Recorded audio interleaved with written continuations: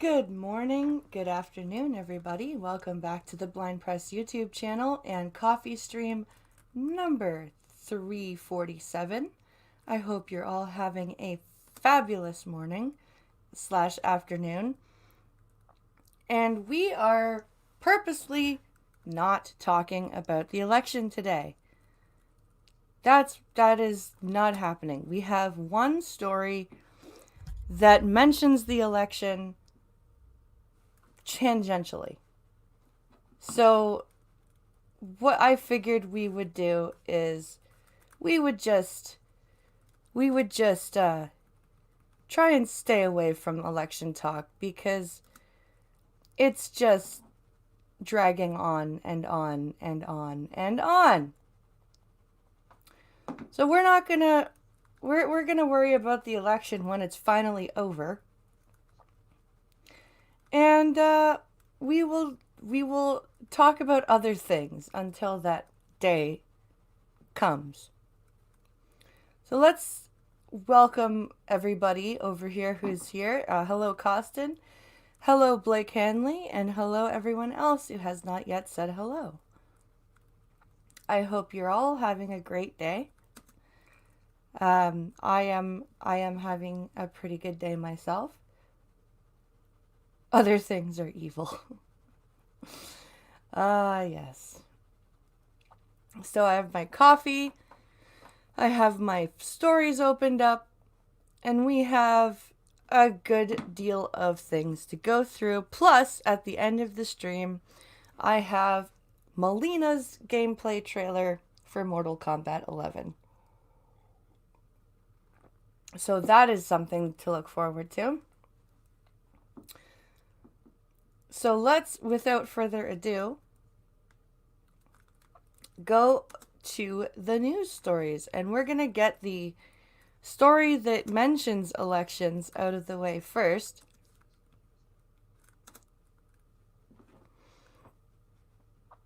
Let's see here. So we have this tongue-in-cheek story.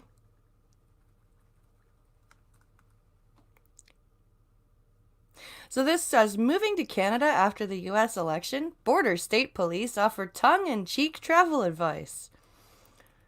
So this is from CTV, published on Wednesday. And like I said, this is our only election-related story. So let's take a listen. Oh, I forgot to turn up my volume. There we go. Okay, now let's listen. Toronto as votes continue to be counted in key states across the U.S. Some frustrated Americans are adamant that they will move to Canada depending on whether Republican President Donald Trump or Democrat Joe Biden wins the election. Because you're all insane. Stay the fuck out of our country. Fix yours. We don't want you here. While the seriousness of vows to emigrate remains to be seen, one police department in a state along the U.S., Canada border is offering tongue-in-cheek travel advice for those looking to make the move. Link in a post to its Facebook page. So in a Facebook post. The Bangor Police Department in Maine asked fleeing Americans to reconsider using the state as a point of exit to the wonderful country of Canada. Bangor? Really?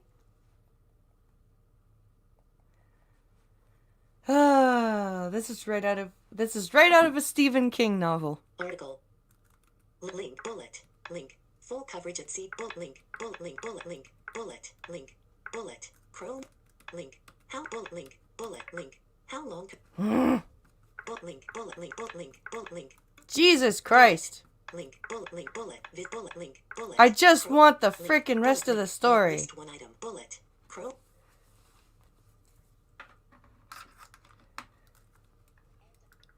There we go. Finally. Okay, here we go. Maine has many readily available access points to the land of the maple leaf, but we don't want to see you right now because we are still washing the sheets from when you visited last summer, the police department wrote in the November 3rd post. Oh, damn.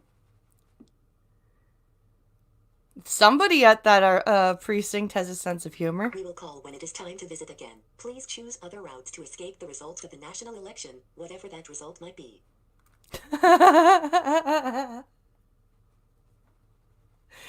That's funny. I find that amusing. The partly tongue-in-cheek Election Day post has since garnered more than 11,000 reactions. Police also asked fleeing Americans to use a boat or aircraft to gain access to the land of the majestic, pouting fattened beaver, but to keep in mind that Canadians did not really invite you to come over anyway.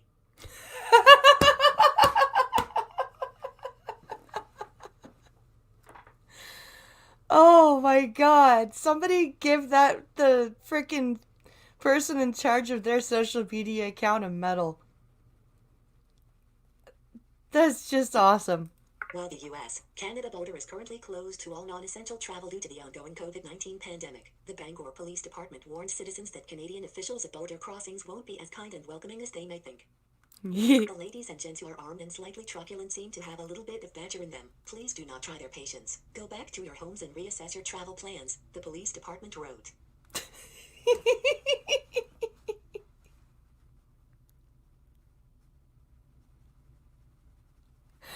Oh my god. I wonder if the person running the social media account has any relatives in Canada, because this is written like somebody who lives in Canada wrote it.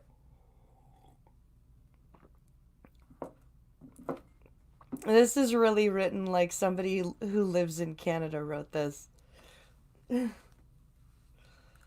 List 1 item.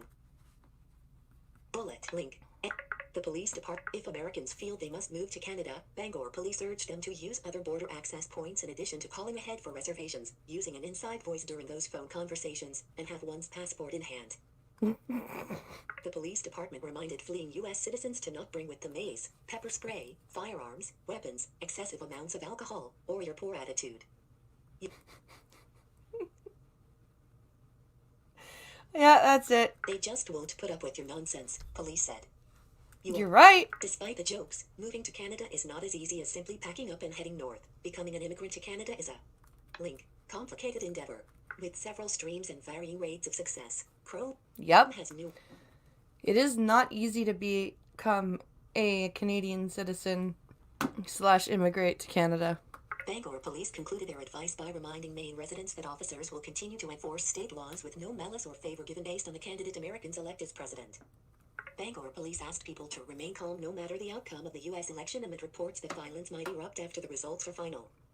You keep your hands to yourself, leave other people's things alone, and be kind to one another, especially over the coming weeks, the police department said. You are currently... So, be adults, is basically what the police said. Be adults. And we will enforce the laws as they should be. Related images. So that's the funny story I have that is election related. Because that's about it. I refuse to speak about the election until it's done. That's my thing. I'm not no. This is ridiculous.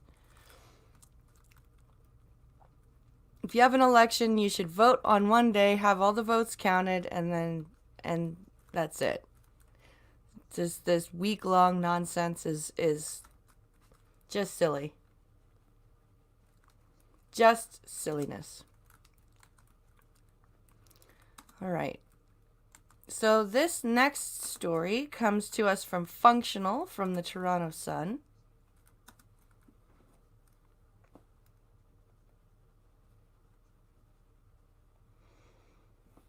All right, let's see here.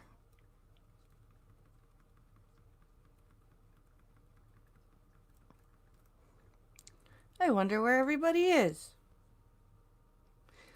Let's see. Ontario death count includes people who didn't die of COVID-19, but exactly how many is unknown. Of course. Of course.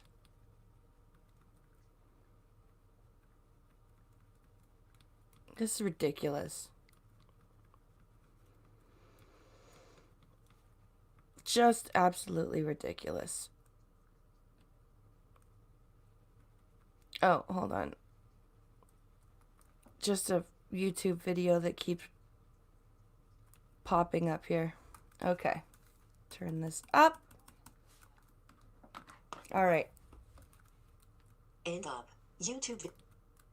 The Sun was able to confirm this information after speaking with 3 of the hardest hit public health units in Ontario, Toronto, Ottawa, and Peel region.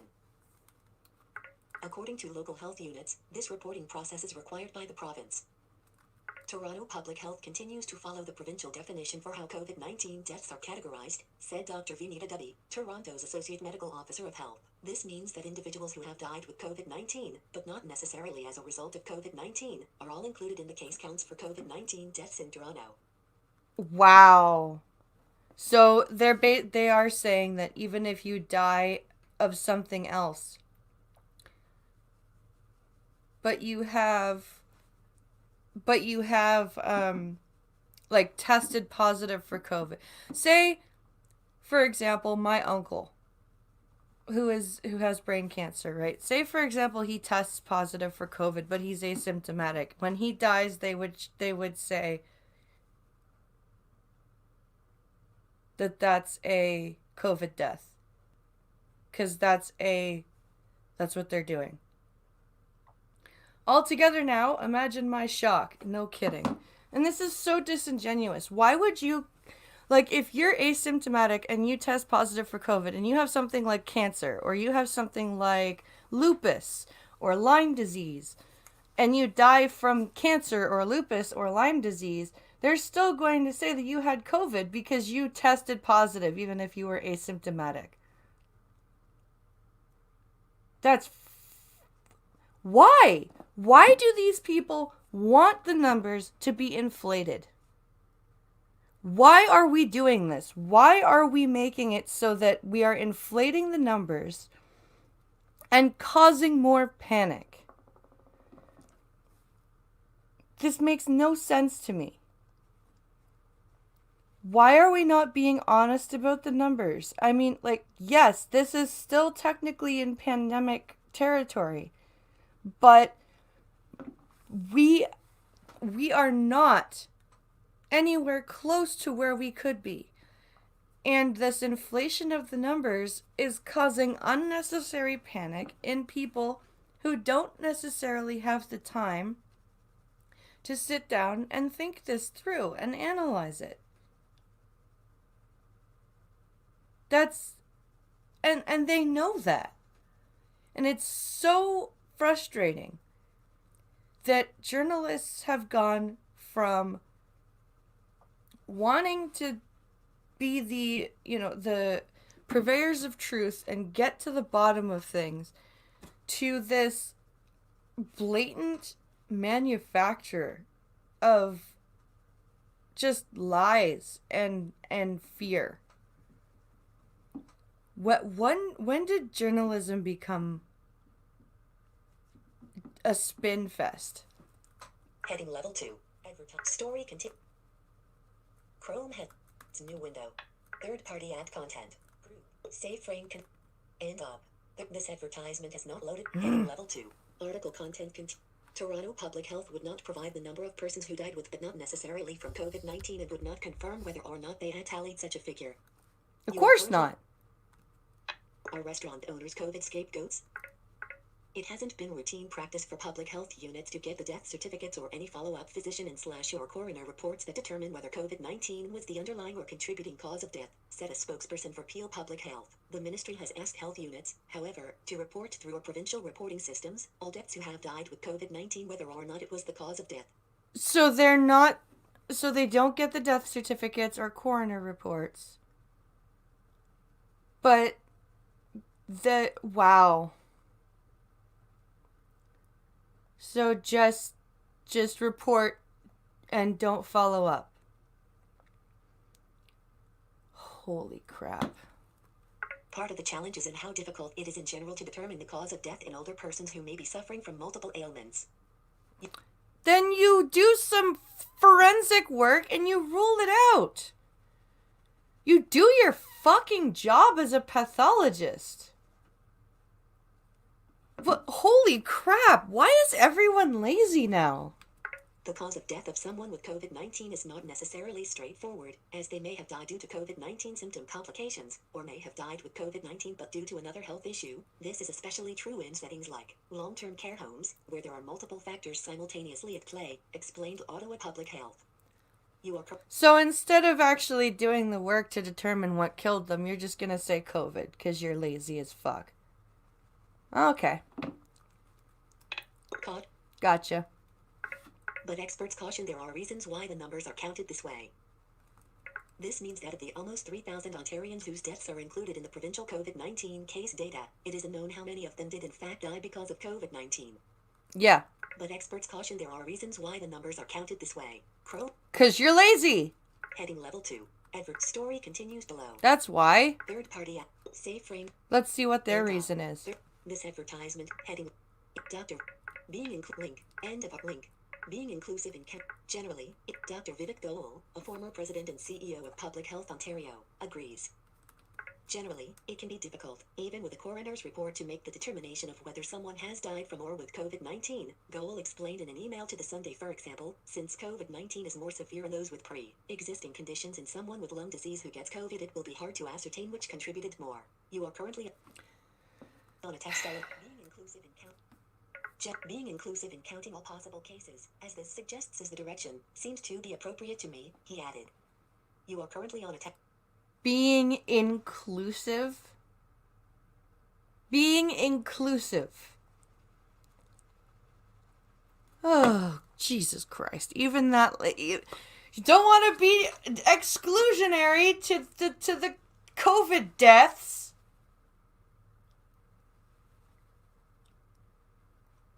Oh, man. Link. Afury at end of article. Heading level. So that's that article. Share this article in your social network. That's that ridiculousness. Realistically, no one has died from COVID, says Blake Hanley. It makes bad conditions worse. Yeah. Yeah, pretty much.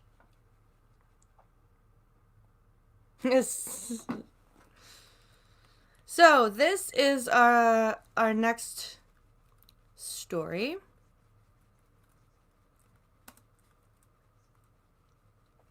And this is being overshadowed because of the election crap.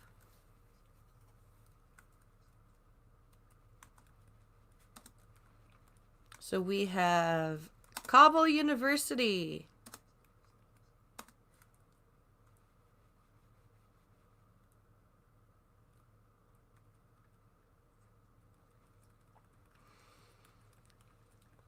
So this happened, I think, on Tuesday? Kabul University, 22 dead, more wounded as gunmen storm campus. Yeah, 2 days ago. So this was published. This happened on Tuesday. Okay. At least 22 people have been killed by gunmen who stormed Kabul University before engaging security forces in an hours-long battle on Monday. Oh, Monday, okay. A spokesman for the Afghan Interior Ministry said the attack was eventually stopped when 3 gunmen were killed. Good. That sounds like a terrorist attack. A regional Islamic State group claimed responsibility in a statement. Uh-huh. The attack began shortly before the expected arrival of government officials for an Iranian book fair and continued for several hours. Yeah, don't want them people to learn to read.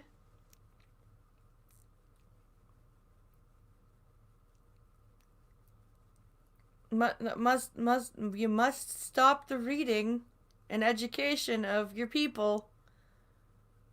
Makes perfect sense to me. Not. A further 22 people were wounded by the attackers.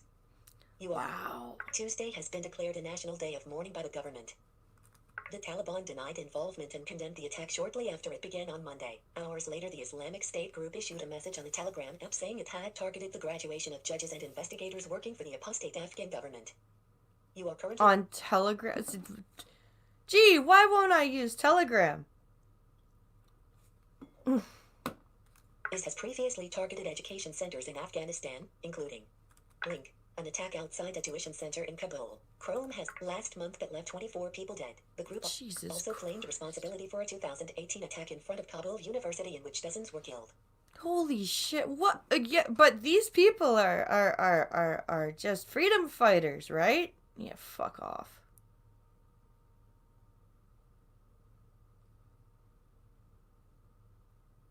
This is ridiculous.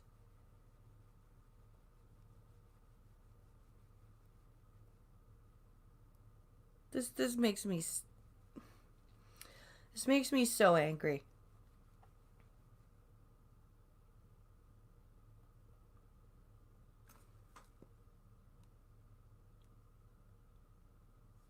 There we go. In a statement issued by the presidential palace, President Ashraf Ghani said authorities would take revenge for this senseless attack. Oh, good. Revenge. That's always helped. Presentational white space. Kabul map image. Video footage from the university campus on Monday showed students running away from the site with the sound of gunfire in the background. No. Some scaled walls in an effort to escape. We One won't. of the attackers detonated explosives at the beginning of the assault, according to a spokesman for the Interior Ministry. We will not be playing the video.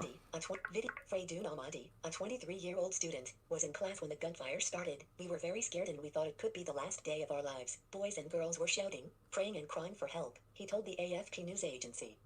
Another witness, Fathallah Moradi, told Reuters the gunmen were shooting at every student they saw and even shot at the students who were running away.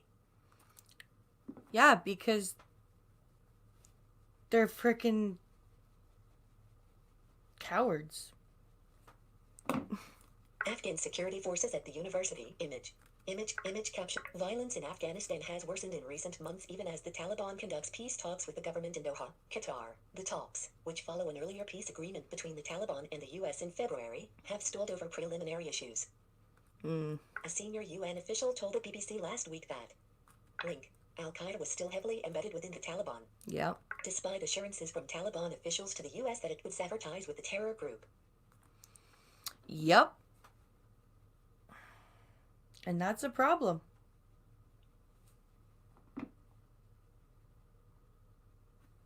Separately on Monday, a vehicle hit a roadside mine in the country's southern Helmand province, killing at least 7 people, most of them women and children, according to the provincial governor's spokesman Omer Zwak.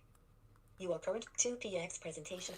But, you know, the U.S. is a hateful country and the Western world is just horrible.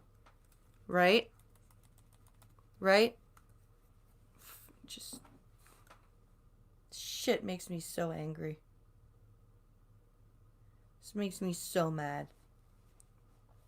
To hear people say that Canada and the U.S. are so oppressive. It's like, I'm sorry, have you just travel for a bit and shut up. Quite seriously, just travel and shut your face. Now, I've got another story that should be pretty interesting. Let's see here. Share screen. So there's a story from Eurogamer.net.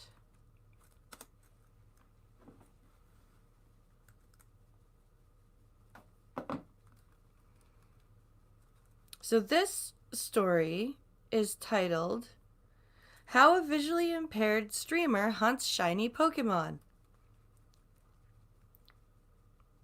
So this is published on... Well, this was updated November 2nd.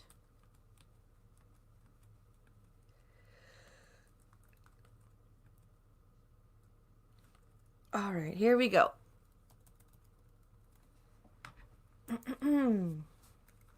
Shiny hunting is a task only the most dedicated Pokemon players dare undertake. Shiny Pokemon are an incredibly rare phenomenon, identical to their regular counterparts in all but color. In pre-internet times, they were nothing more than a playground myth, but nowadays self-confessed shiny hunters spend hundreds of hours hatching eggs to the extent they even have representation in the anime.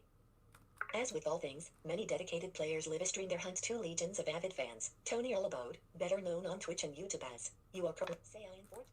As with Link, Saiyan 4414, Chrome has one such streamer. He mostly hunts legendary Pokemon, which involves resetting the game after encountering the Pokemon for hours on end, because each time there is a 1/4000 chance for it to be shiny. It's a test of patience for any player, but for Tony, it's also a test of skill. Tony is partially sighted, so while he can see some shapes, he struggles to read the game's text and make out colors, especially when a shiny Pokemon doesn't look that different from its regular counterpart. So, and I actually talked to him. I talked to Saiyan. I know him, so this is actually really cool. So, he shiny hunts by sound. When a shiny Pokemon appears, it sparkles and glows. However, most players won't notice that these sparkles also let out a unique noise. That's what Tony is listening for, and that's how he knows if he's found a shiny Pokemon or not. Interesting. I actually was wondering how he hunted for those, so that's pretty cool. Shiny Pokemon Sparkle Sound Effect, Generation 4, YouTube, Frame. Link, watch on YouTube. I've played Pokemon since Red and Blue, he tells Eurogamer, but I still remember the first official shiny I got on my friend's Crystal version. Chrome has...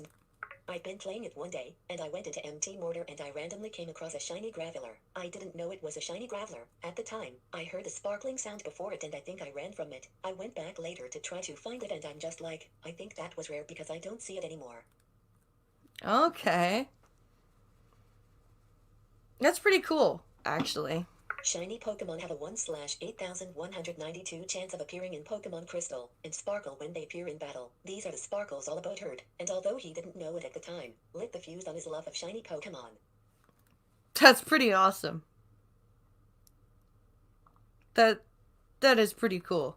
It wasn't until years later that Alabode decided to actively search for shiny Pokemon and to stream his hunts on Twitch, only knowing if he had encountered a shiny by the brief sparkling sound it emits when it appears. By 2015, content creation had become a part of how we consume gaming, and thanks to that, and the larger internet as a whole, players knew for sure that shiny Pokemon existed. The mythos and mystery was gone, but the insatiable appetite to catch 'em all, or watch someone else try to, had grown exponentially. You are currently on a text element. I don't think there are any other blind streamers that stream Pokemon. Alabode explains, I want to show people that, hey, I'm blind or visually impaired, but I can do this. Blind people can do this. That's pretty cool. That's awesome that it's just by sound. So it's all by sound. That is quite literally how we are able to play a game. It's all by sound. The shiny curse number Mesprit fail. Link. Watch on YouTube.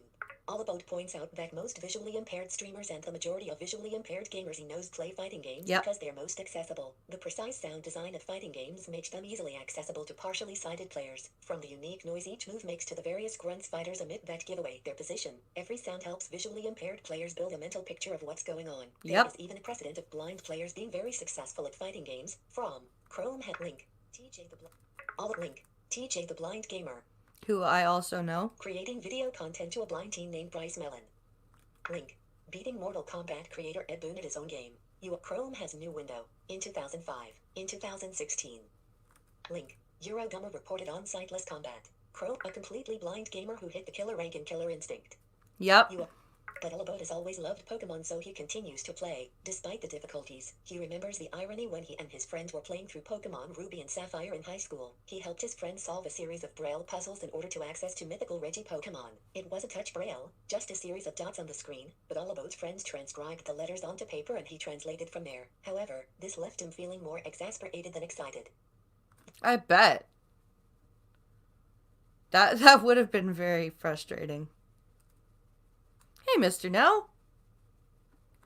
18 years later, things are far from ideal. Alabode explains that PlayStation and Xbox consoles have system-level text-to-speech systems that translate what is shown on screen to audio. The systems aren't perfect. Images are more difficult to convert than on-screen text, but games are immensely easier to play if menus, tutorials, and other on-screen text is read aloud. Yes. You are currently on a text element. Absolutely. The Nintendo Switch, however, does not have a system-level screen reader, narrator, or text-to-speech. They understand there are blind people because they put Braille on the screen in the games. What's wrong here? Alabode asks. It shows they know blind people exist, so reach out to blind people. Say, hey, what would you guys like us to implement in our games, or what can we do to make these accessible for you? You are Yeah, that would be nice. It would be very nice if people reached out, if game developers reached out to more blind and visually impaired people. Recent updates to the Switch added button remapping, a huge step towards helping players with physical disabilities being able to play more games. Capital A. Link. Zoom feature was also added, which undoubtedly benefits visually impaired players. In a statement to your Link motherboard.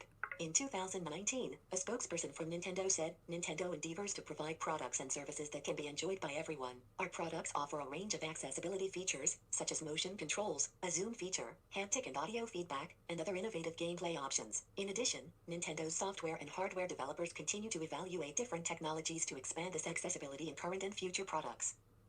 So, blah blah blah, word salad mission statement.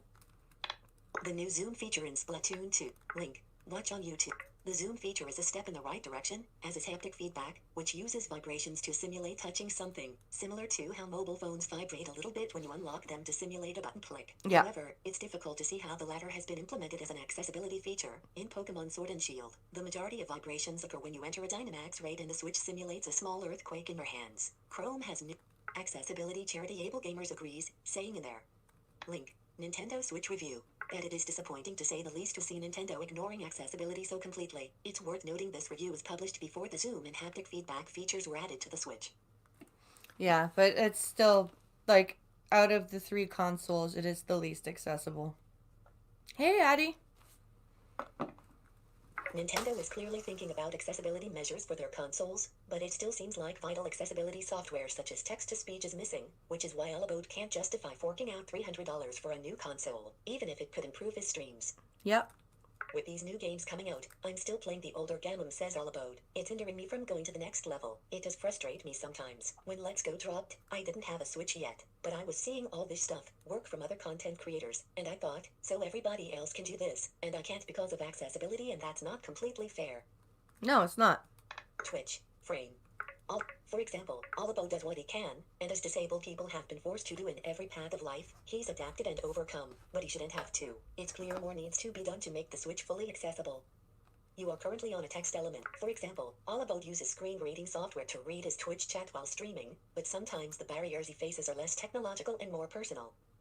A lot of people are like, why does a shiny matter? You can't see it. All About says, 1. I like the aspect of hearing the difference, like the sparkly sound before. And 2. I love making the videos and uploading the videos to YouTube because then I can go and look back on them. Like, I have a reaction to a Ho-Oh that I got, which got to the point where I had one turn before it died, so I got really lucky. You are current? Yeah, like, it doesn't matter if you can see it or not. I can't see any of the skins that I've gotten from playing Mortal Kombat. Doesn't mean I'm not happy I got them. Some people will be like, oh, well, just go play something else or whatever. Just because I'm blind doesn't mean I don't like playing video games. The struggle is Link. Watch on YouTube. Chrome has the struggle is real shiny ho-oh. YouTube. Link. Watch on YouTube. That's not to say there aren't accessible games. Fan made. Chrome has new window. Link. Audio Quake. Brings the FPS genre to visually impaired gamers, and companies such as Link, VG Storm, and Link, GMA Games specialize in sound-only games. Yep. VG Storm's game Man Amon is a particularly interesting example, as the RPG borrows heavily from Pokemon, the biggest difference being that players navigate through the game purely based on noises and sounds. It's impressive to listen to someone play, but sound-based games aren't widely popular. No, they're kind of boring.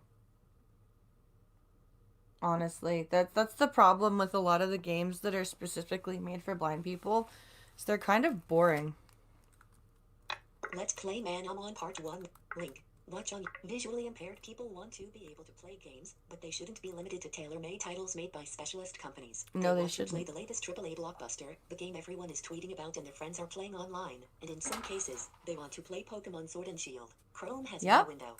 Even the simple addition of a screen reader could allow millions more people to play Pokemon and many other games, but it doesn't seem to play a part in Nintendo's plans. The company did not respond to our questions about implementing the feature or other accessibility options for visually impaired players. You are correct. That's unfortunate. That's very unfortunate. If they were smart, they would make some make some adjustments. Hello there, Ghost Dog.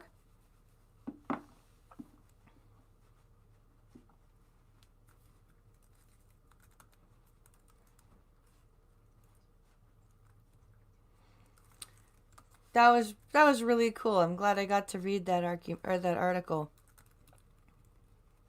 That's very cool. All right, we have one more story before we get into our space stuff.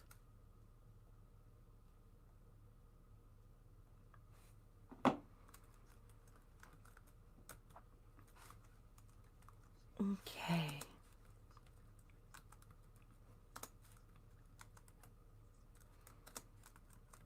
Here we go.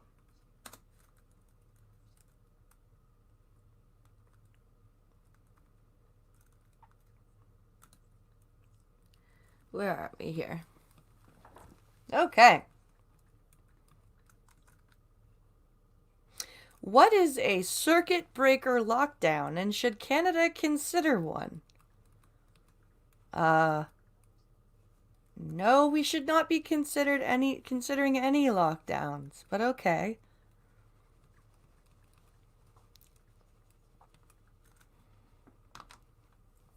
Here we go. Oh, I forgot to turn up the volume again. Silly me. Okay. Toronto circuit breaker, wave breaker, fire break, the terms vary, but the concept is similar. A relatively short COVID-19 lockdown with a set end date as opposed to an extended lockdown until cases drop past a certain point. It's a strategy several European countries have implemented or are preparing to, as numerous regions battle a rise in cases. So you think closing for 2 weeks... How will closing at all do anything?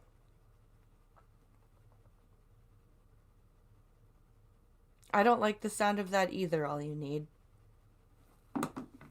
Wales is in the middle of a link. 2-week fire break, and has had businesses and schools closed since October 23rd, with a plan to reopen on November 9th. Northern Ireland introduced increased restrictions on October 16th, to be in place for 4 weeks. Germany. Link. Introduced a partial shutdown Monday. You are currently... Chrome Great, so... Guys, locking down is not going to do anything.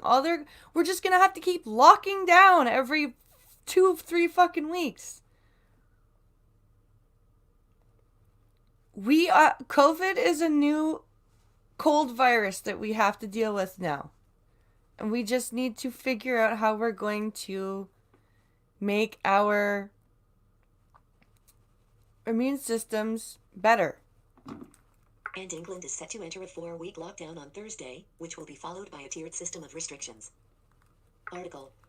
Link. Image. Bullet link. This is bullet, link, stupid. Bullet link. Bullet link.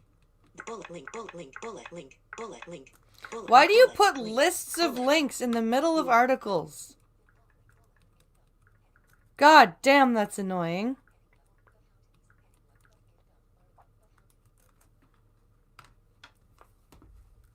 But how do these smaller lockdowns differ from the measures seen at the start of the pandemic, and is it something Canada should consider?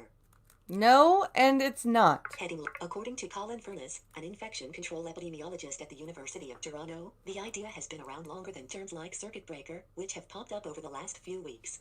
He told CTV Newscast in a phone interview that the general idea is breaking the chain of transmission.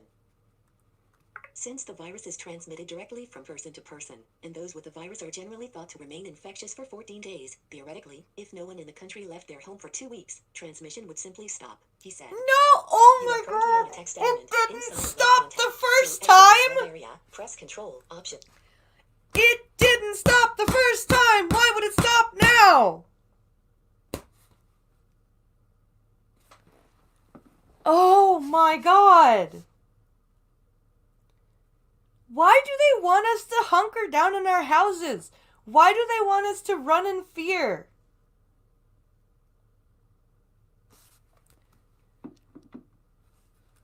Of course, this thought experiment doesn't capture the reality, he added. Even with tightened restrictions, people will still be moving about, and many will still have to work at essential jobs. The goal of a No shorter circuit breaker shit. lockdown is not an eradication of transmission, but a pause to hopefully allow cases to drop. You are And then they'll go back up, and then we'll do another lockdown, and they'll drop, and then they'll go back up, and then we'll do another lockdown, and they'll drop, and they'll go back up again. Do you see where I'm going? Do you see the pattern here? You would continue to have new cases during the time because of prior exposure, Furness said, adding that infections would also spread within households during the start of the lockdown, creating, potentially, a small boom of cases before the numbers began to drop off. You are correct. So it wouldn't do a goddamn thing. Is basically what you're saying. It almost looks like a short-term rise and then a fall. Heading level 3. According to Furness, even a short lockdown would have to be longer than 2 weeks, which is the generally accepted stretch of time needed to self-isolate. Some people will contract COVID-19 from their household members maybe 1 or 2 days into a lockdown, he explained. So if the circuit breaker only lasted 14 days, those people could still be infectious at the end. Yes. Which means a longer lockdown period. Which means, oh my. You know, when the swine flu outbreak happened, there was no lockdown. When the Norwalk virus outbreak happened, there was no lockdown. What the hell is going on here? When the bird flu outbreaks happened, there was no lockdowns. A lockdown of at least 18 days would be needed to drop cases down effectively, Furness said, adding that he would recommend 20 days for a short lockdown. That would bring us down from 1,000 a day to maybe 300 a day. That might be achievable, he said. But you really need clear messaging for everyone that just said, this is it, we all have to row. We all have to do our bit. We already did. We did our bit. We fucking did this dance already. You assholes at first, when this first happened, were like, oh yeah, we'll just lock down for like 21 days and it'll be fine. And then look what the fuck happened. You're not fooling anybody. You're just not. I'm sorry. You are not fooling anybody into locking down again. Because all of you said, oh, it'll just be 20 to 21 days. That's what that was predicted to be for in the first wave. And then it was, we're going to lock down indefinitely. You don't think people won't see the same pattern? Heading level 3. It depends on the metric of success. A strict lockdown of 20 days would not wipe out COVID-19. It won't actually be an eradication or a real reset the way I think people imagine it, Furness said. You are correct. Nobody's imagining it like that. But even a shorter lockdown would ease the pressure on contact tracers and allow them to catch up. It's not just the number of cases that overwhelms contact tracers. It's the fact that cases now have dozens and dozens of contacts instead of 1 or 2 or 3, Furness said. If everyone's in their house for 2 weeks and then someone gets sick, the contact tracing is very simple.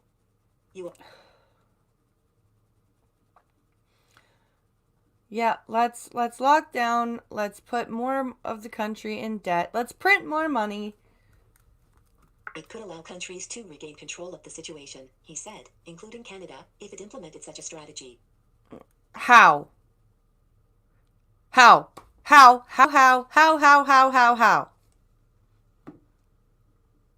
Magic?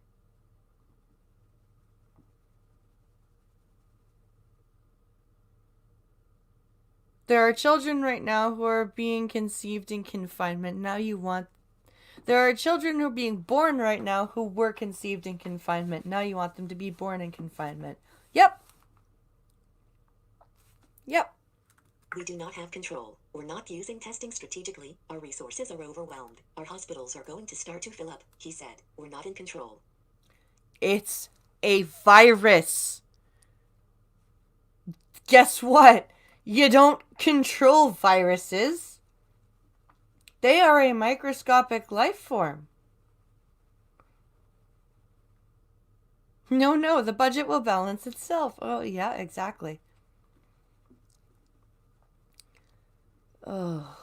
In Quebec, which has been the epicenter of the pandemic in Canada, deaths and hospitalizations are not rising at the same rate as cases, according link to the most recent data. 13 people were admitted to hospital in the last day, for a total of 539. They added 1,029 new cases on Wednesday. A short lockdown is easier to sell to the public and wouldn't hit businesses as hard, Furness added, but it requires discipline and clear communication from public officials, something he pointed out has been lacking in some regions. You mean a short lockdown is easier to sell to the public so that when we ease it into a longer lockdown, they won't notice? I think is what you meant to say. Our ability to convey clearly to people, certainly in Ontario, what's expected and what's needed, has been really poor, he said. So there's a real hypothetical there to have effective communication to get the compliance for this to even work at all. Even if you had compliance, it wouldn't work because you have a microscopic fucking illness to deal with that has become endemic. Although short lockdowns have allowed some regions to regain their footing in the battle against COVID-19, some have changed their end dates as the time to cease the lockdown approached. Scotland planned a 2-week circuit breaker, but extended the restrictions for a further week, then announced they would be transitioning into a 5-level system of restrictions depending on different regions of Scotland. And look, that is what would happen here. They would start the lockdown, and then on the last week of the lockdown, they would change it. The move led many to suggest circuit breaker lockdowns do not work, or that 2 weeks is insufficient. Announcing a temporary lockdown with strict restrictions and a planned end date could backfire if the government extended restrictions after advertising it as temporary, Furness said. Could backfire? If people aren't compliant with the lockdown, through poor communication from government officials for what is expected of them, or insufficient help from the government to allow people to stay home for 20 days, and cases don't really drop, you've lost the public, Furness explained. Yes, because it's a virus!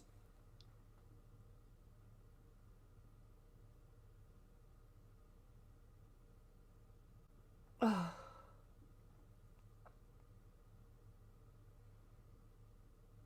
Clearly this person has a microscopic brain doesn't make it a fair fight. Costin says Trudeau failed us. During the Black Plague, Venice quarantined those coming into the city for 40 days. They did not lock down their entire city. No, they didn't. You're gambling with the snap, circuit breaker. You're gambling that you can actually do it effectively, because if you can't, you'll really have people's wrath. Yep. Heading level 3 is... However, Furness said he'd be surprised if Canada's hotspot regions were not seeing lockdowns again by January, not because lockdowns are the only way to handle rising cases, but because he believes we've failed at the other way to control a pandemic, aggressive testing. You are currently... Yes, because we didn't have the tests for months because of, again, Trudeau. If you look at different countries' approaches, there's 2 ways that you can interrupt a pandemic or a big outbreak, he said. One is through lockdowns and the other one is through testing. In other words, we could test our way out of this. How? But as the second wave has hit Canada, testing rates have not gone up. In fact, the opposite has occurred in Ontario, one of the hardest hit provinces, only. You are currently on a text link. 25,279 tests were performed on Monday. Around half of what the province is capable of processing, while 1,050 new cases of COVID-19 were recorded. Give us more tests and rapid testing kits.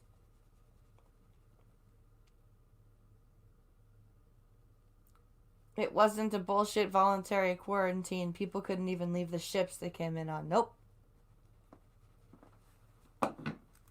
Furness said that we have not been using testing proactively in a way that would help to control the virus. If testing had been deployed to test those at risk when lockdown restrictions were easing, we would have a better picture of where transmission is occurring. Because it's not just that case numbers are increasing, the percentage of new cases with no known epidemiological source, meaning it's unknown how and where the person contracted the virus, is growing, according to data tracked by Link, Public Health Ontario. Which means it's becoming endemic to the region. It's almost like I've said that already. Cases with no known source now regularly make up more than a third of new daily cases. So it has now become endemic. When we opened schools, it should have come with a plan to test teachers every week, Furness said. When we opened bars and restaurants, it should have come with a plan to test waiters and bartenders every single week. In other words, you can do these risky measures if you're actually on top of it and grabbing cases. Well, shoulda, coulda, woulda. What are you going to do now? We're not deploying testing at all now in the second wave in any way to try and slow transmission. That is a horrible mistake, and we're going to have to lock down because of it. But we're choosing that. We're choosing to hurtle toward the need for a lockdown. If it does come to more lockdowns in Canada to control the areas where cases are currently rising, Furness believes those lockdowns will need to be severe, no matter how long they are. In March and April, he pointed out, stores that sold anything remotely edible were able to remain open. At the next lockdown, this may not be the case. Jesus Christ. This is really angering me. Space time. Space time. I'm getting pissed off.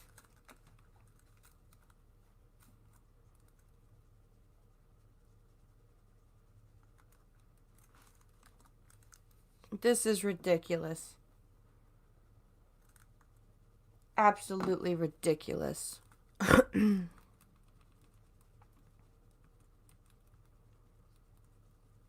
Where are we here? Okay.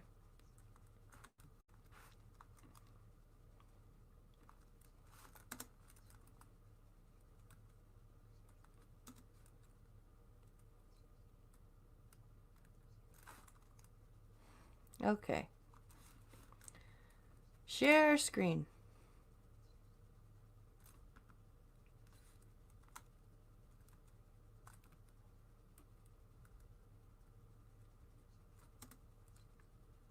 Oh, really?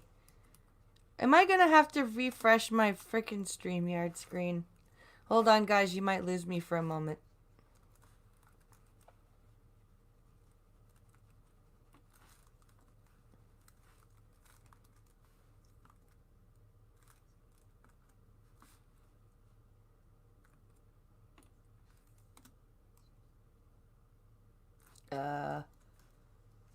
What the hell is going on?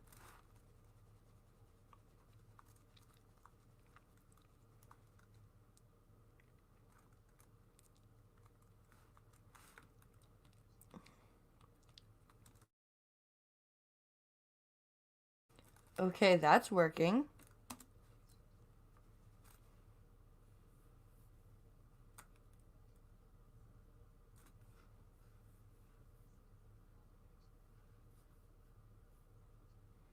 What the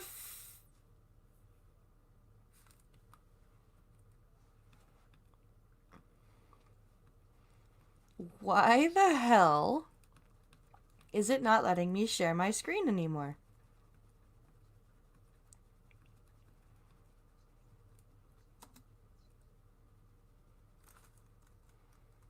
That is really weird.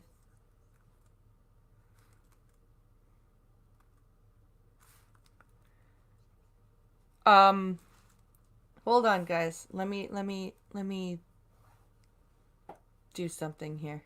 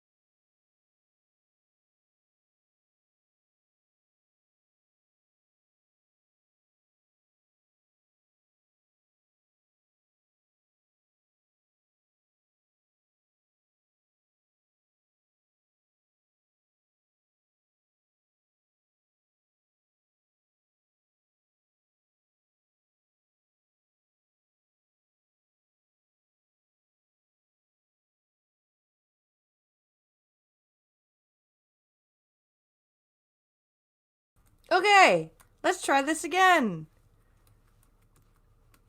Are you gonna let me share my screen now? Thank you. Fuck, that was ridiculous.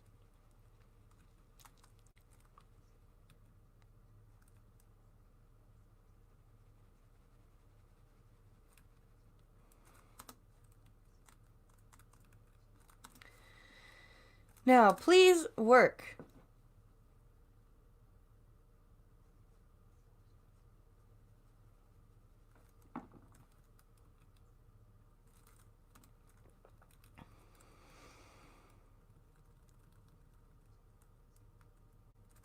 Okay. Is it showing this? Is it showing the story or is it showing StreamYard?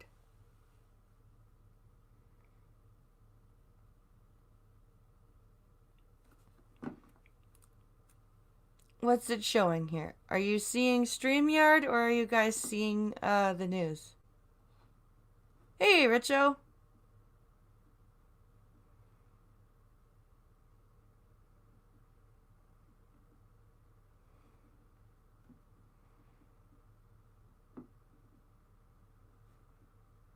Um,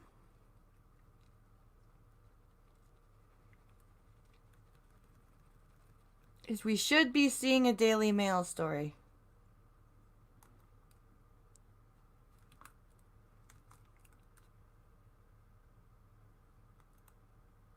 Come on, Daily Mail. Catch up.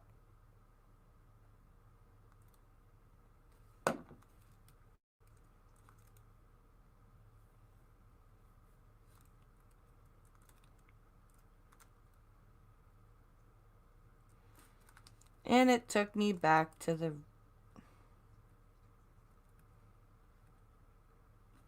Go back, stupid.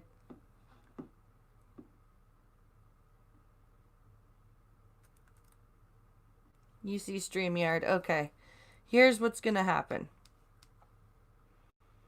I am going to have to close. I'm going to have to close everything. Except for StreamYard. Reopen all the all the windows. And then I'm going to have to reopen everything. Thankfully,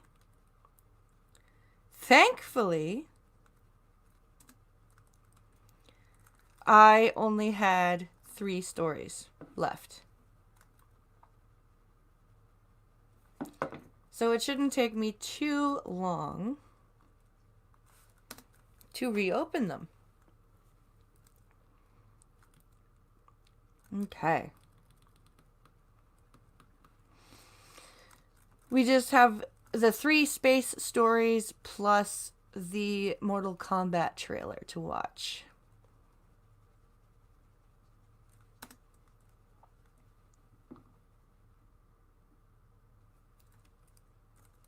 Okay.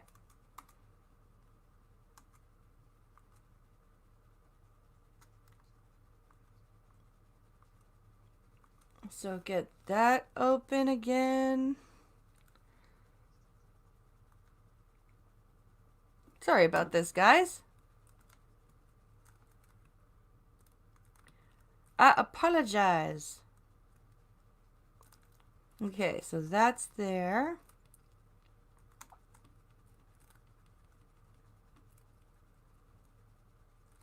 Yeah, it just wouldn't let me share my screen. It was really stupid. Okay.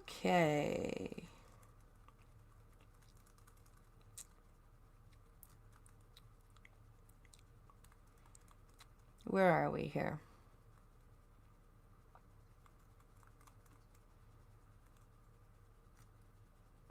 Okay, there's one of the astronomy stories.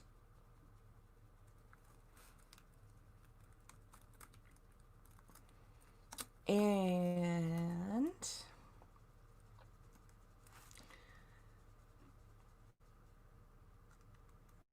oh, come on, Chrome, hurry up.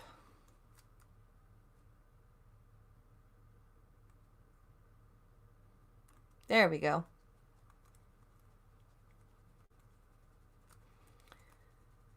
Where are we here? And then that one.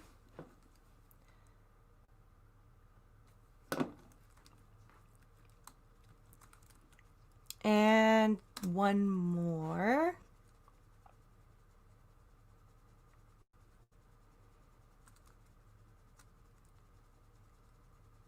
Where was the other one that I found? Oh, yeah. It was...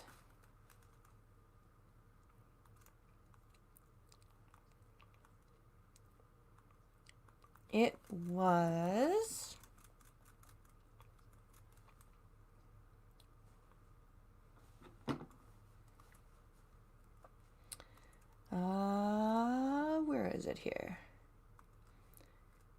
Here we go. Okay, I found them. Yay! Now we can read some more. All right.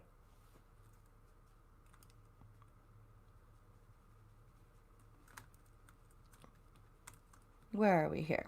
So let's close the Twitter DMs here. Let's close that. And then we'll go back over to StreamYard. And we'll share the proper screen. Okay. Share screen. All right. So here we have a story about a planet that was between Saturn and Uranus. And it apparently, I think it said Saturn. Yeah, Saturn and Uranus. Okay.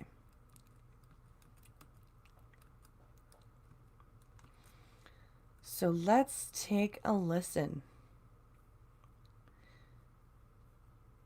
Oops.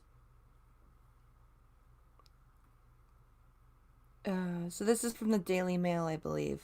So it's a bit hard. Planet between Saturn and Uranus was kicked out of the solar system in its infancy, shunting the ice giants around into new orbits in the solar system. Interesting. So this was published on November 4th. So yesterday. So let's take a listen here. Comments. The solar system may have once had an extra planet, an icy world that was kicked out of its orbit, but whose presence led to the planetary orbits we see today. Interesting. The planets were born out of a swirling disk of dust and gas that surrounded the young sun, with worlds forming from the accumulation of clumps of matter. Or the accretion disk, for those of you playing the home game.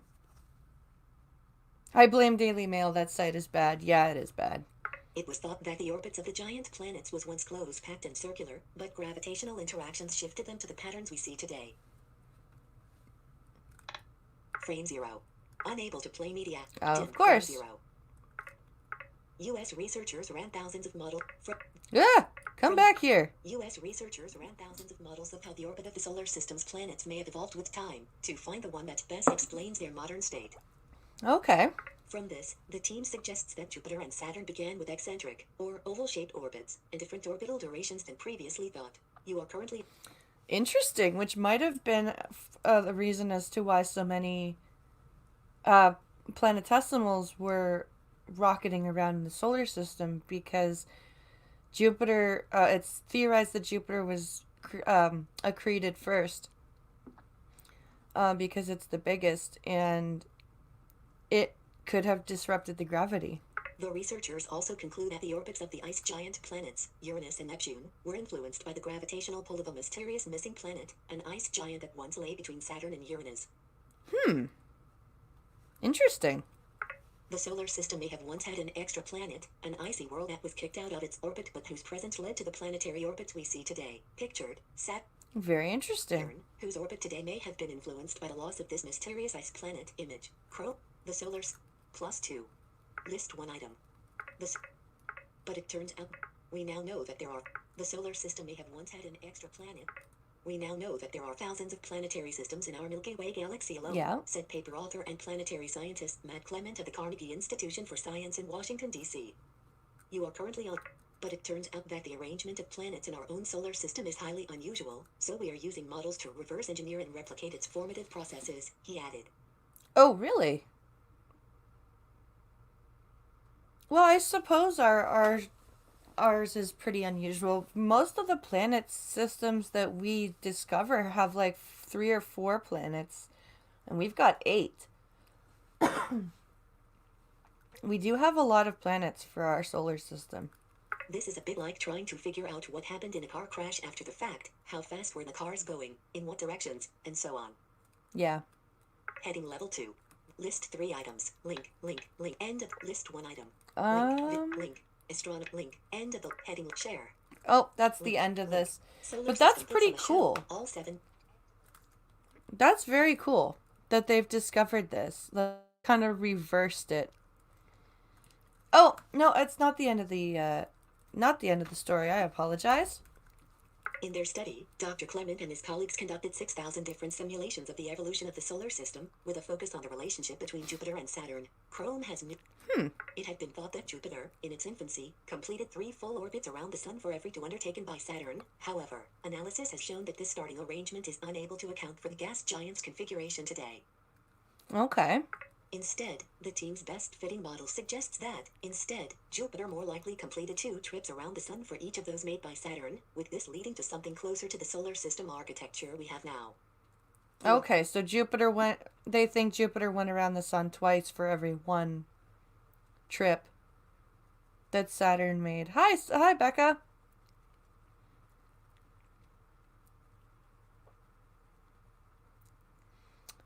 Let's see here.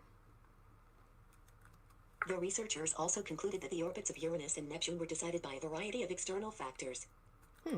These included the gravitational influence of the Kuiper Belt, the donut-shaped ring of icy objects, including Pluto and other dwarf planets and planetoids, as well as the impact of another ice world that was kicked out of its orbit. Huh. Fascinating. In their study, Dr. Clement and his colleagues conducted 6,000 different simulations. In their study, +2. This indicates that while our solar system is a bit of an oddball, it wasn't always the case, explained Dr. Clement.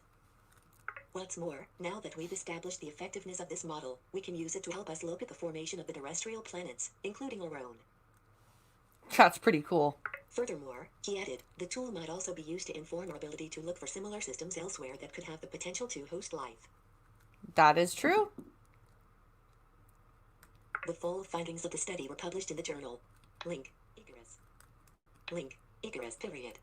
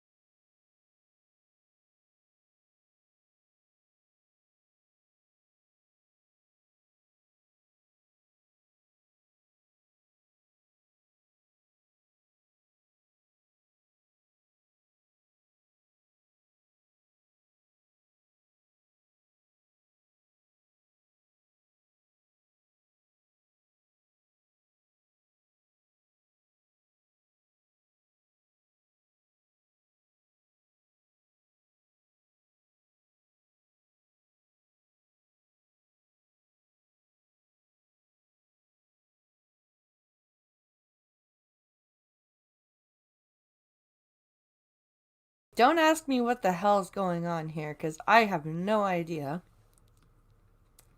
Sorry about that, you guys.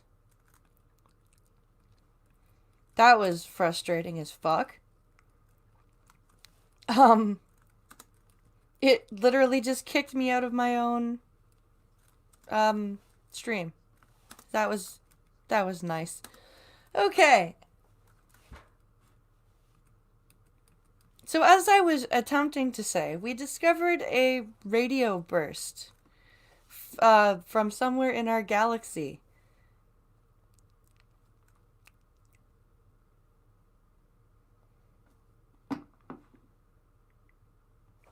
Yeah, I don't know. We all know it's Pincalo's fault. Poor Pincalo. So this is from The Verge, which I don't usually read from, but I saw this story, so I grabbed it. Okay, so astronomers trace mysterious space radio wave to a source within our galaxy. The mystery of fast radio bursts is getting closer to being solved. This is pretty cool. From November 4th as well. So here we go. In April, a group of astronomers spotted a short, powerful blast of radio waves coming from outer space and then successfully found where it was coming from, a powerful object within our own galaxy. It's the first time scientists have been able to pinpoint these mysterious radio waves coming from inside the Milky Way, making them the closest of their kind that we've ever seen. Awesome. The radio waves, known as fast radio bursts, or FRBs, seem to have sprouted from an incredibly powerful zombie star lurking in our galaxy. A neutron star? A magnetar? What? Link. According to 3 papers published in the journal Nature, Chrome has called a neutron star. The object is a superdense leftover that forms when a massive star, bigger than our own sun, collapses in on itself. But this neutron star is what's known as a magnetar. It holds an incredibly powerful magnetic field that stores mind-boggling amounts of energy, capable of distorting the shapes of atoms. I knew it! I knew it was a magnetar. I'm a bit of a space nerd.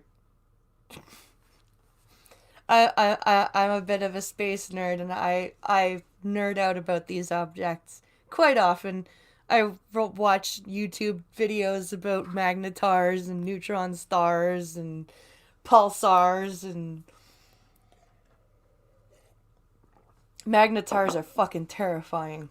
Complementary. Tracking down the source of this FRB is a huge moment for astronomers. End of complement. Tracking down the source have apparently stemmed for have.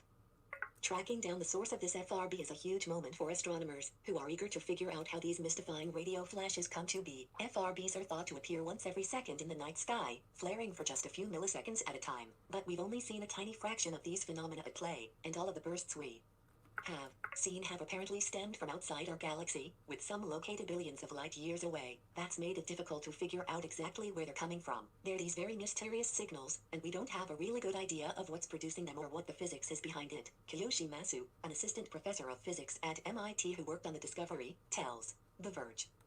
You are currently... Yeah, it's we have usually just been finding magnetars outside of our galaxies. This is a really cool discovery. Now with this discovery, astronomers have a much closer source to work with. The magnetar is located just 30,000 light years away, in our own backyard, cosmically speaking, and it points to a solid connection between magnetars and these dynamic space radio waves. This is the missing link, Masu says. Now we've seen a fast radio burst coming from a magnetar, so it proves that at least some fraction of fast radio bursts we see in the universe come from magnetars.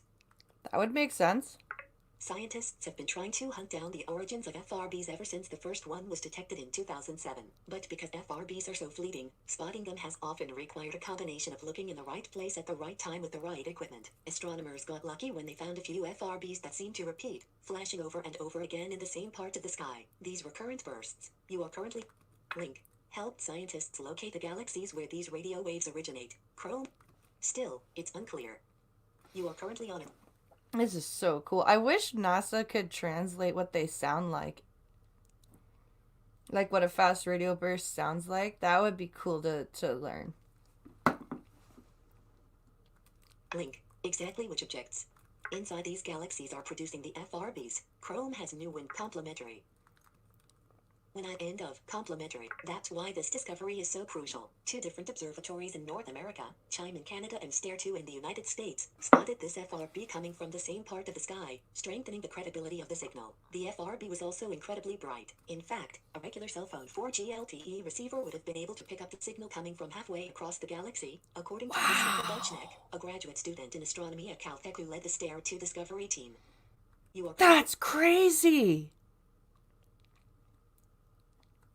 When I looked at the data for the first time I froze and was basically paralyzed with excitement, Bochnek said during a press call. I bet you were. The timing and location of the flash lined up with another cosmic event happening nearby. Just a few days before the FRB was detected, astronomers noticed that a known magnetar had gotten pretty hyperactive in the sky, sending out X-rays and gamma rays. After analyzing the data from the FRB, astronomers here to confirm that the waves had coincided with a particularly large burst of X-rays from magnetar. The discovery already made waves in the astronomy community earlier this year, with early link scientific reports of the connection posted online. Chrome and you are link covered in the media. The researchers' results have now been reviewed by other scientists and are being formally presented in the journal Nature this week. That You are is currently on a test so element. freaking cool. That is awesome. I love stories like this. This is just so fascinating to me. This is I love this.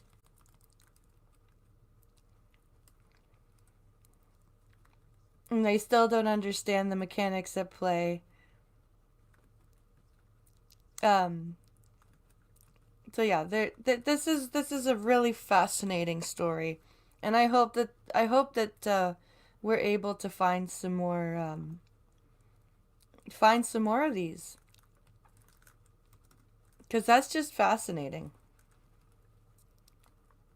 And we have one more space story before we watch our Mortal Kombat trailer.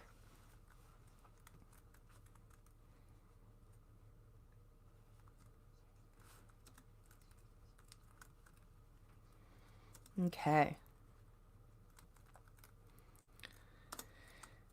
So this is about an exoplanet. This story.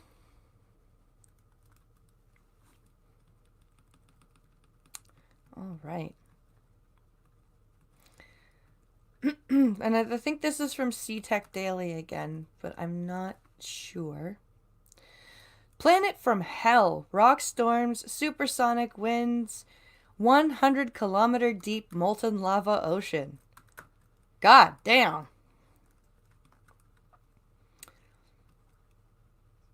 Oh, it's K2. Okay. So this is the picture of the planet K214141b.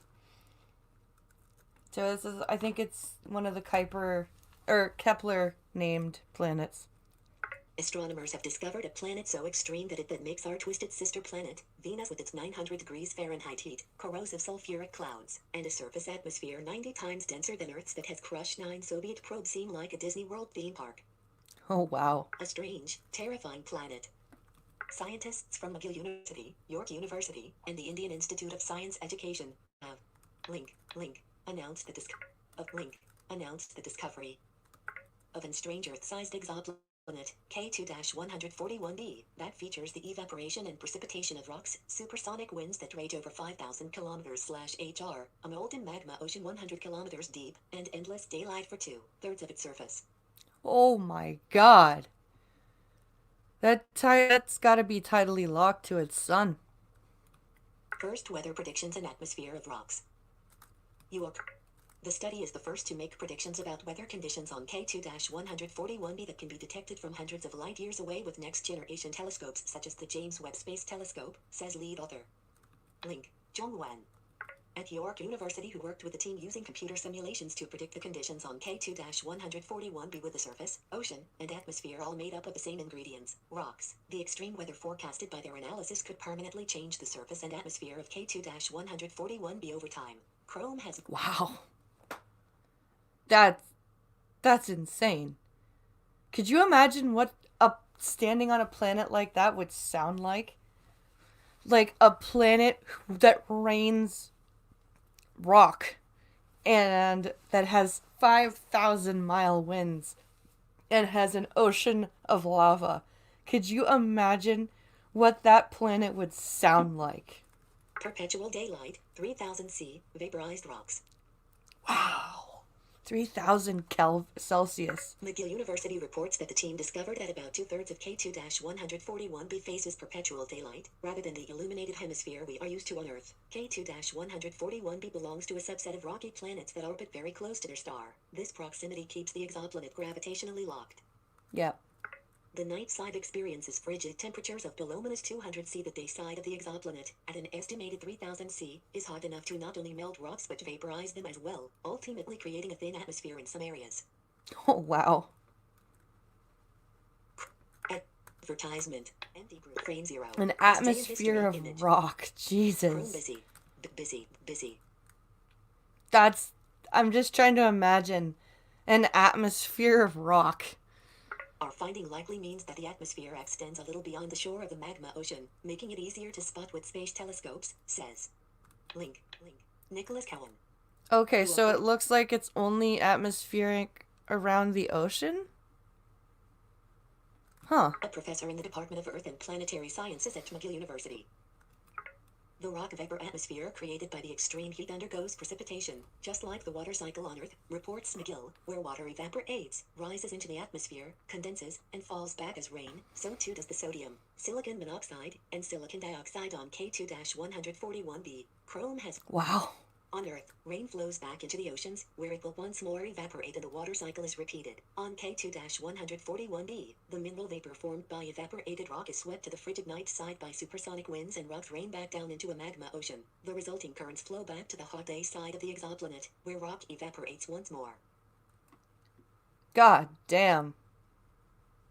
I'm just imagining, like, on the night side of the planet, cooled rock, just stones, just falling from the sky, like, into this magma ocean where they vaporize back into the, like, wow. The cycle on K2-141b is not as stable as the one on Earth, say the scientists. The return flow of the magma ocean to the day side is slow, and as a result they predict that the mineral composition will change over time, eventually changing the very surface and atmosphere of K2-141b. Rare glimpse of a molten world. All rocky planets, including Earth, started off as molten worlds but then rapidly cooled and solidified. Lava planets give us a rare glimpse at this stage of planetary evolution, says John Wynn's PhD supervisor, Nicholas Cowan. Yeah? Next steps enter Spitzer and James Webb Space Telescope. The next step will be to test if these predictions are correct, say the scientists. The team now has data from the Spitzer Space Telescope. That should give them a first glimpse at the dayside and nightside temperatures of the exoplanet, with the James Webb Space Telescope, launching in 2021, they will also be able to verify whether the atmosphere behaves as predicted. Very interesting discovery.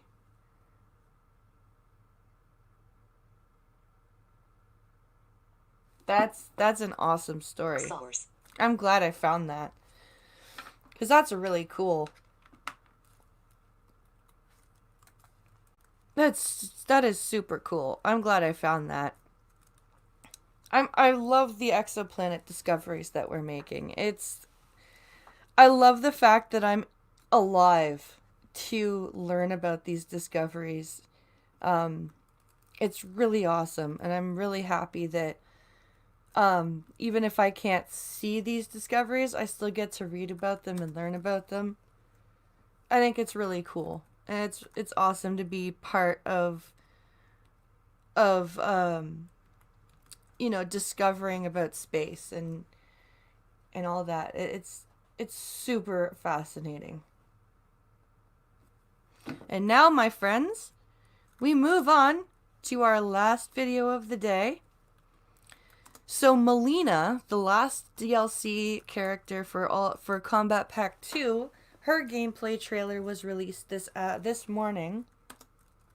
I have not watched it yet. Just like with Rambo, I wanted to watch it live and react to it on stream. So here we have the video, and we're gonna watch it.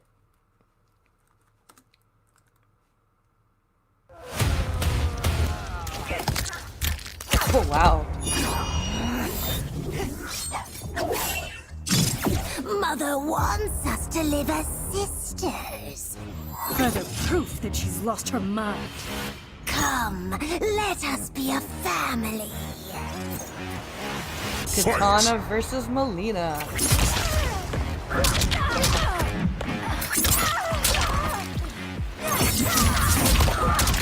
God damn.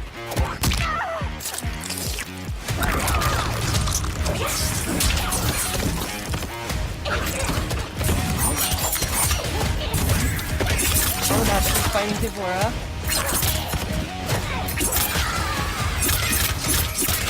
Oh, shit.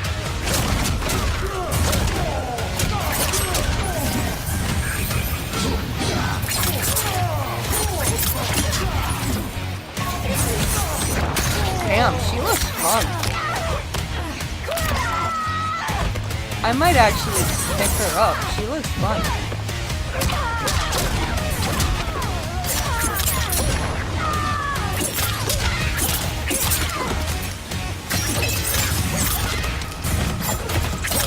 I love the blades.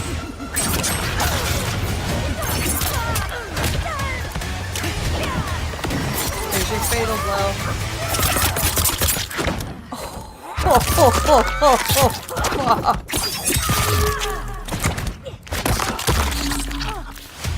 Finish it.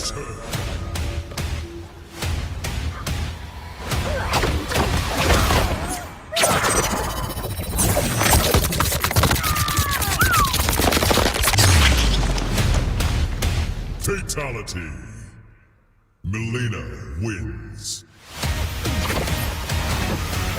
God damn.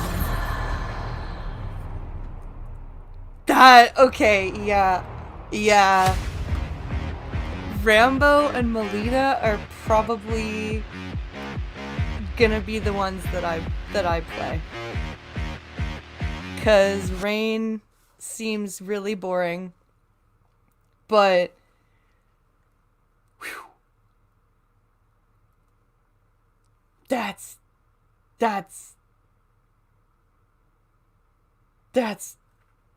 oh man, I can't wait. I can't wait. That will just give me nightmares. Oh, counting emus. Oh, that was wicked cool. Oh wow. I can't wait to play Melina. Yeah, Melina and Rambo look like it looks like that'll be the ones that I like to play. Rain looks boring as fuck, but Melina looks so fun. So that is that, my friends. I am excited. I am super excited, and I just have to wait till November 17th, because that's when it comes out. That's when the Combat Pack 2 comes out. I'm late today, but only because I was watching the new season of Discovery. Ah. I'm sorry. I'm sorry for you. Well, guys, I am at the end of everything that I've picked for today. I am going to end, and I hope you guys have a great Thursday. If you'd like to see more of me, please come by Minions of the Zoo tonight. Prospero is keeper, and I will be there. And of course, tomorrow will be Friday guest day. I'm not sure who I'll have. I might have Skep, just because he missed Wednesdays with Skep. So I may do Friday guest day and have him on tomorrow. But we'll see. We'll see. Thank you all for watching. I hope you guys have a fun Thursday. And I'll see you tomorrow. Bye, guys.